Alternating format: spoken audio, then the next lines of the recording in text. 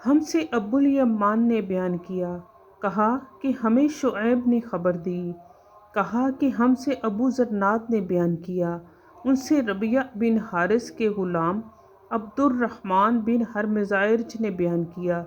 کہ انہوں نے ابو ہریرہ رضی اللہ تعالیٰ عنہ سے سنا، اور آپ رضی اللہ تعالیٰ عنہ نے نبی کریم صلی اللہ علیہ وآلہ وسلم سے سنا۔ آپ نے فرمایا کہ ہم دنیا میں تمام امتوں کے بعد ہونے کے باوجود قیامت میں سب سے آگے رہیں گے، فرق صرف یہ ہے کہ کتاب انہیں ہم سے پہلے دی گئی تھی۔